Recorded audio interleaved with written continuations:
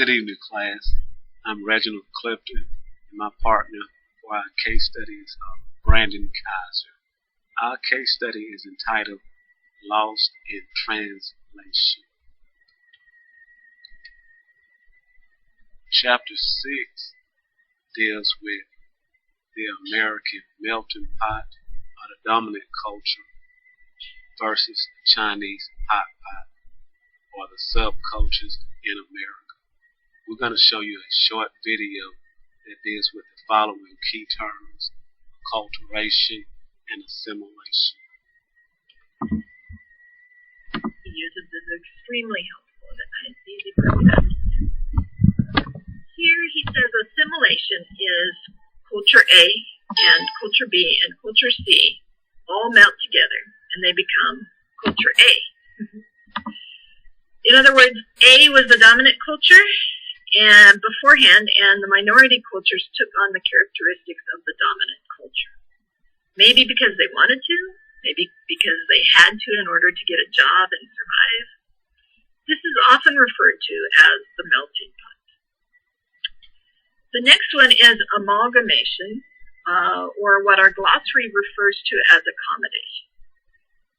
But it's similar but different in an important way. In amalgamation, cultures A, B, and C all intermingle, and then they become a completely new culture, D.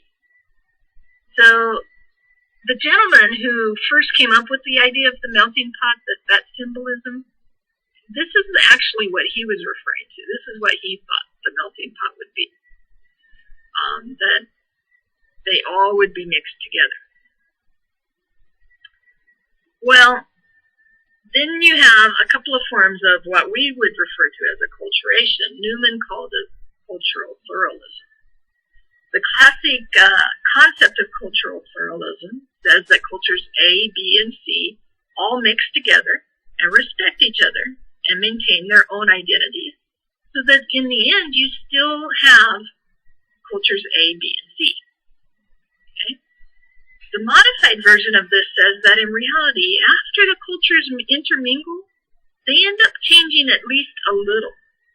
So they maintain the majority of their original identity, but add some new aspects from other cultures. This has been symbolized by the salad bowl.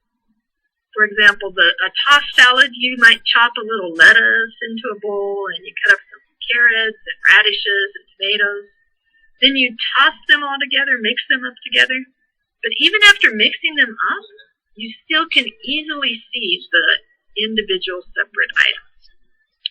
Another symbol of this used is a mosaic. In a mosaic, each color and each piece remain distinct, but when you put them all together, you can create a beautiful picture. And without all of them together, you can't have the same beautiful picture. So these are ways of thinking about our society and how various cultures work together, acculturate. Which term today is a better fit for American culture? The American melting pot or the Chinese hot pot?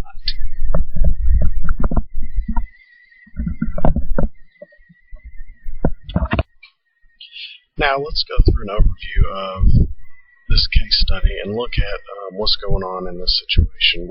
First of all, we got Papa was 8 years old and he was born in America. However, even though he was born in America, he lived in Ecuador with his mother and brother for the past 4 years. So basically 4 years old, he moved back to Ecuador, and now he's coming back to America to live with his father.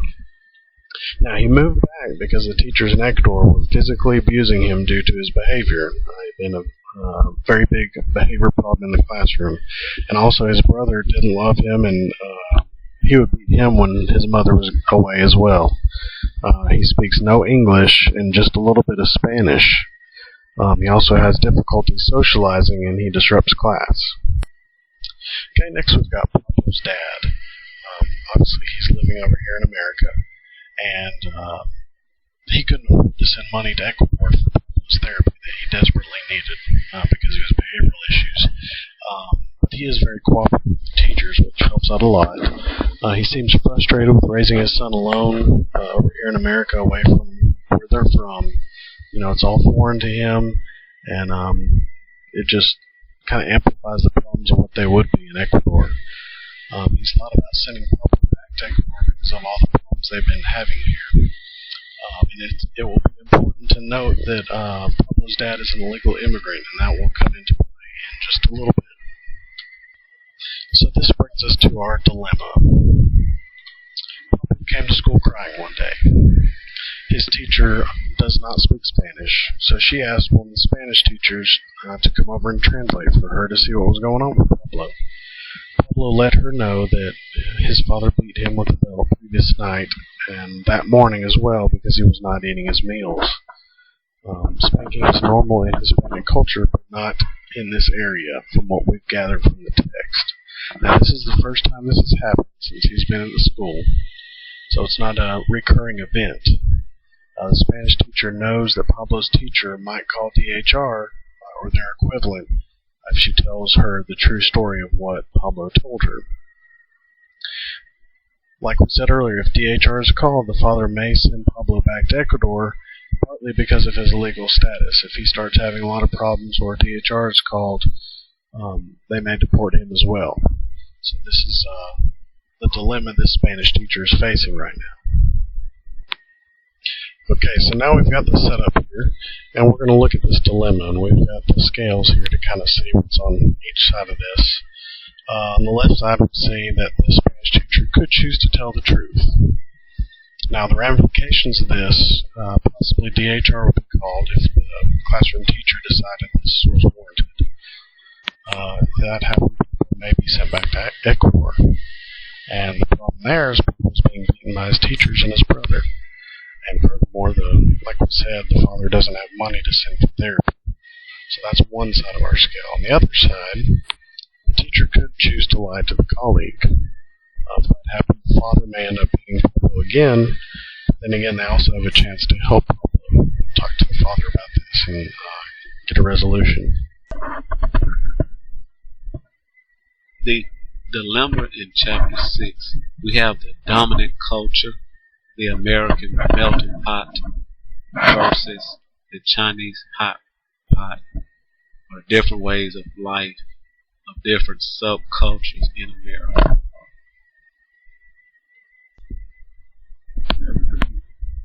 Now, as education leaders and as educators, we will examine the issue through the lens of the four ethical paradigms: the ethic of justice, the ethic of care, the ethic of critique, and the ethic of the profession. With the ethic of justice, we will ask ourselves the following question: how might this dilemma be viewed through the lens of justice? Are there laws, policies, guidelines, or issues of fairness that the teacher might consider? As educators, we must look out for the best interests of our students at all times. Educators, by law, must report any suspected cases of abuse to DHR to investigate.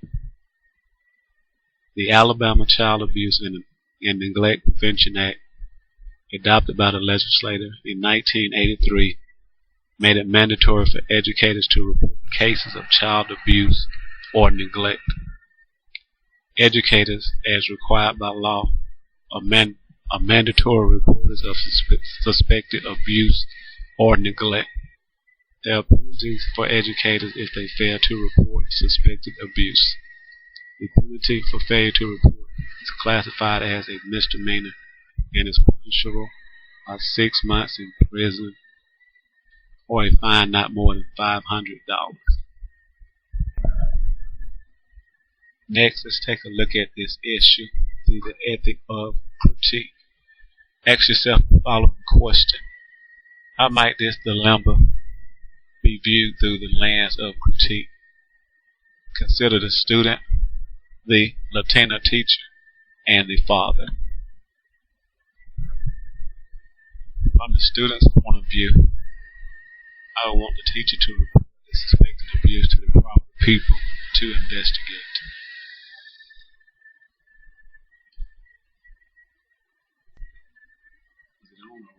Was it recording?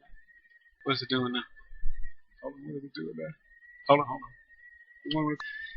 From the Latina teacher's perspective and knowing the background on the culture, I would feel as if this is not abuse and would not expect any of my colleagues to fill out a report with DHR. From the father's perspective, I would not like the idea of someone telling me how to raise my child or getting involved in our personal family business. Now let's look at the issue through the ethic of care. Ask yourself the following question. Taking into account school and family relations, has the family been treated in a caring manner? The family has been treated in a caring manner by school leaders, teachers, and other personnel in the school building. The teachers and EL teachers have went above and beyond their call of duty to provide a caring, nurturing, and supportive environment to help the student to reach his fullest potential as a student. They have provided the dad with support and outside support systems to help him in making the transition as a full-time dad to a special needs child. Last but not least, let's look at it through the ethic of the profession. Ask yourself the following question. What would the education profession expect of the teachers and the principal? How could an understanding of Latino culture serve to meet the student's best interests? The profession would expect me to look out for the best interests of the individual student and file a report of suspected abuse with DHR. A better understanding of the Latino culture would force me not to look at the issue as just black or white. It would allow me to see the gray area of the issue and look at the issue as seen from the eyes of the subculture in America.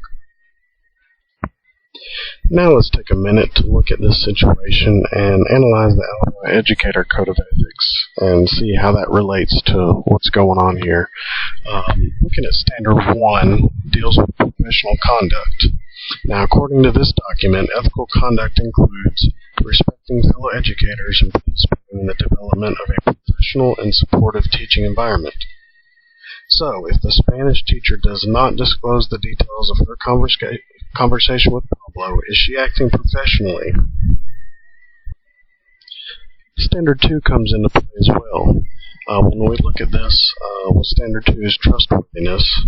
An example given in the document says that ethical conduct under Standard 2 is properly representing facts concerning an educational matter. So again, if the Spanish teacher would she be in compliance with Standard 2 if she did not translate the conversation with Pablo accurately and decided to misrepresent what he said?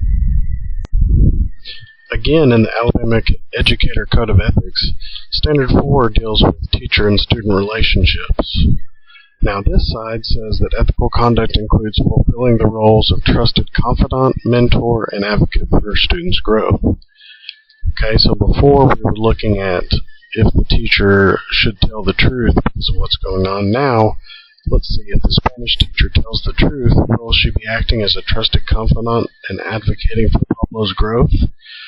This kind of illustrates the other side of the dilemma. Moving on to Standard 8 in the Alabama Educator Code of Ethics, we see that maintenance of confidentiality is one of our standards. Within this standard, ethical conduct includes keeping in confidence information about students that has been obtained in the course of professional service unless disclosure serves professional purposes or is required by law. So if the Spanish teacher feels that this is not a case of child abuse, is she acting within Standard 8's parameters if she tells the truth?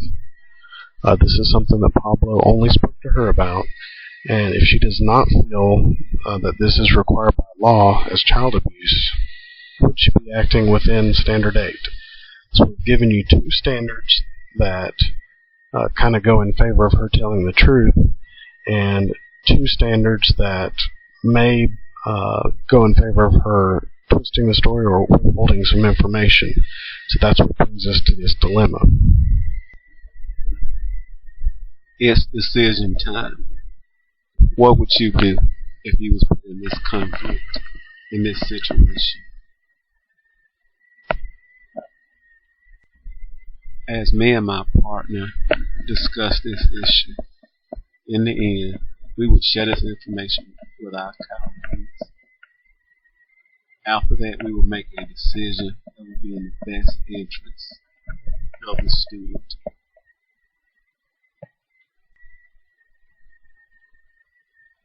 It would just be the one continuum.